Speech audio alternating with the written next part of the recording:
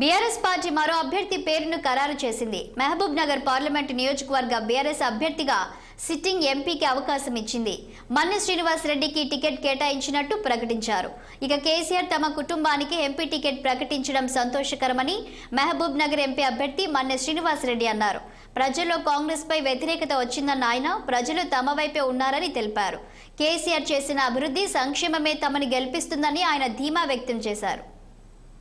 కానీ ఈరోజు ఏదైతే ప్రస్తుత ముఖ్యమంత్రి ఇచ్చిన ఏదైతే వాగ్దానాలు ఉన్నాయో వాటన్నిటినీ ప్రజల లోపల తీసుకుపోయి వాటిని కరెక్ట్గా ఇంప్లిమెంటేషన్ చేసినప్పుడే అది దానికి విలువ ఉంటుంది. అదేవిధంగా ఈరోజు ఎందుకొరకంటే ఈరోజు ప్రజలు ఆర్థికంగా బలపడిన పరిస్థితి లోపల తెలంగాణ వ్యాప్తంగా ఈరోజు కాంగ్రెస్ ఇచ్చిన ఏదైతే వాగ్దానాలు ఉన్నాయో వాటిని ఇమ్మీడియట్గా అడగడం లేదు. ఎందుకొరకంటే ఆర్థికంగా ఉన్నప్పుడు అయితే ప్రజలు ఈరోజు ఆకలికొని లేరు.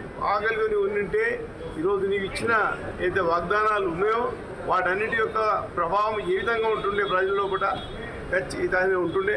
ఇక ముందు ఈ 3 నెలల వరకు ఇస్తానని అన్నాడు. 3 నెలల తర్వాత ప్రజల్లో స్పందన ఏ విధంగా ఉంటుందో మనం అందరం చూసేవలసిన పరిస్థితి ఉంటుంది. ఈ ఫ్యామిలీ నుంచి ఒక కాంగ్రెస్ బీఆర్ఎస్ నుంచి పోటీ చేస్తే ఆ ప్రభావం అది ఫ్యామిలీలో ఉన్నదంటే ఎవరైతే ఇప్పుడు మామూలుగా ఒక ఓటు హక్కు వచ్చినప్పుడే ఒక మానవుని యొక్క స్వాతంత్రం అన్ని విధాలుగా వారికి హక్కులు ఉంటాయి.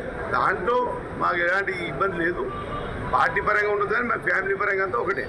కొడంగల్ కాన్స్టిట్యున్సీ కూడా మీ దగ్గర ఉంది. పోటీ ఎట్లుంటుంది అనుకుంటున్నారు కాంగ్రెస్ నుంచి? ఏదైనా మా మాజీ ముఖ్యమంత్రి గారు చేసిన